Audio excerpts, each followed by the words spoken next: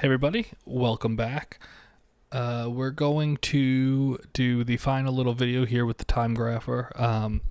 Figured I'd get in one more video while I'm still teaching everyone how to use it and just take you through a few of the watches currently in my collection and see how they're running.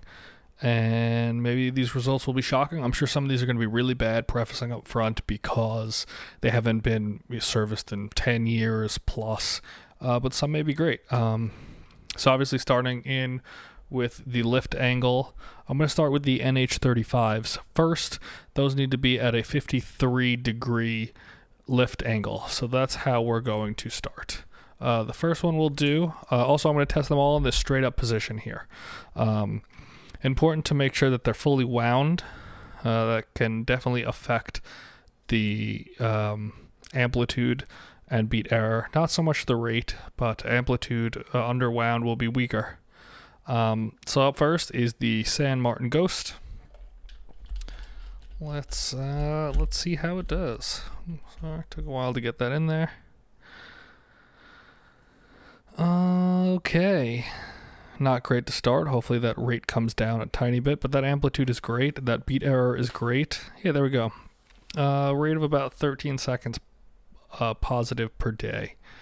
A little less now, coming down. I'm totally happy with that. I've had this watch for about a year or so.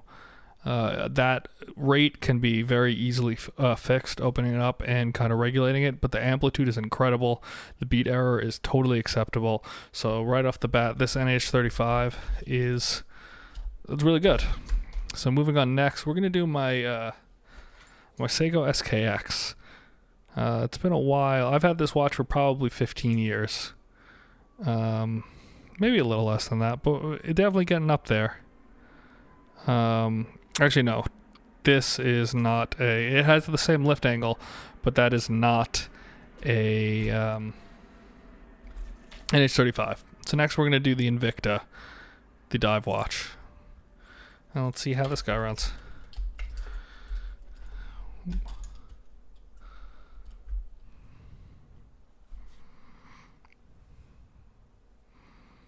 A little all over the place right off the bat there. That rate's pretty good, to be honest. Plus 5 seconds a day. I haven't worn this watch in many years. The amplitude is a little weak. Obviously, a service would help that, but the beat error is actually pretty good. So, yeah, look, as this kind of works itself out. It was a little wonky over there in the beginning, but yeah, that's a totally acceptable situation for how long this watch is sat unused for. So awesome. I'm happy with that. It's pretty cool. The last of my NH35s is my Pagani. Where's my Pagani?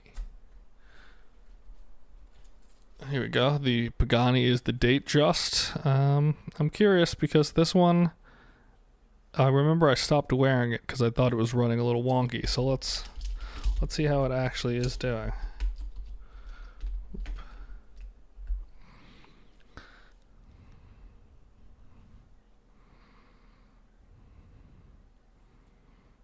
Right off the bat, the rate's a little high. Let's see if that kind of comes down a bit. The amplitude is totally acceptable on this. The beat error is also totally great.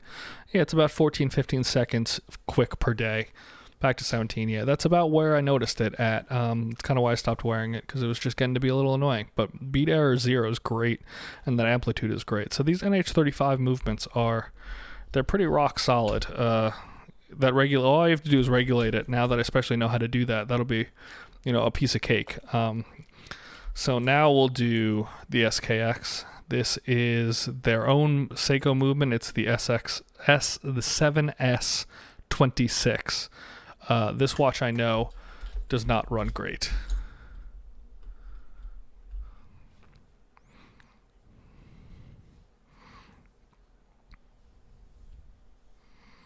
Yeah, there we go. That rate is terrible. We're losing 35 seconds a day. The amplitude is very weak. The beat error is borderline acceptable. That I wouldn't really care about, but the rest of it it's weak. Losing 35 seconds a day is terrible, and that amplitude is very low. Could be likely the cause that the rate is so bad at the moment. But I can't fix that here myself.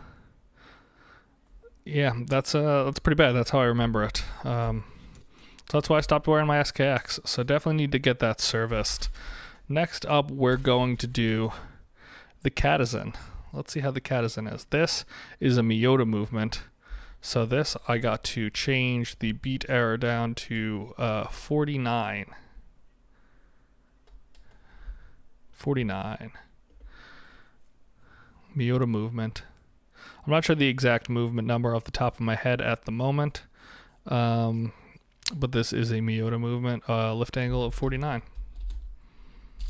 Ooh, get that right in there.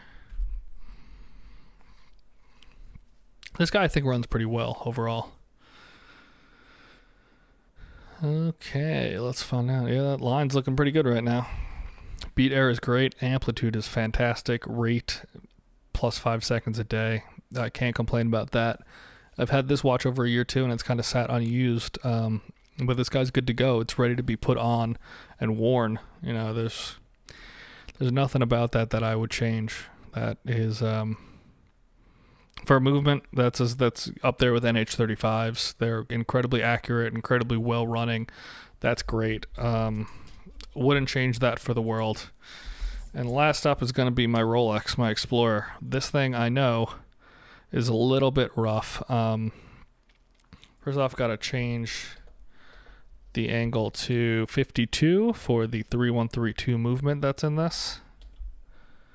52. That is the lift angle of this Rolex. Just let me get it wound up a little bit extra here. So I'm sure you know the backstory on this watch, but this watch is from around 2010. It's never been serviced. It doesn't run great. So I'm expecting this probably to be losing about 15 seconds a day.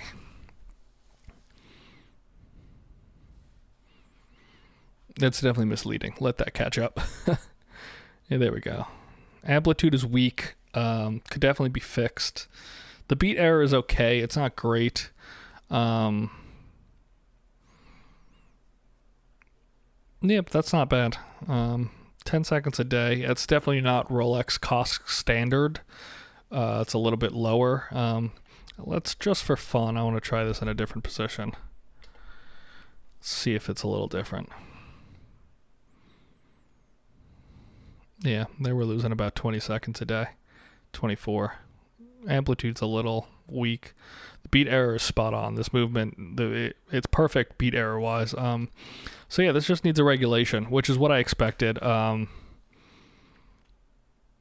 so that's it. I've taken you through the bulk of the movements I have in my collection. I got a bunch of other watches, but they're all also Paganis, so they should ideally run the exact same as the other one did. So I hope you guys enjoyed this. This is probably the last time I'll have the timegrapher out on this channel unless I'm doing a repair or something. But I just wanted to show you guys the kind of range in my collection and how they're all running. And clearly I showed you guys more than I needed to, that I really need to get my watches serviced. So until next time, thank you guys for watching, and I'll see you hopefully with a review sometime soon.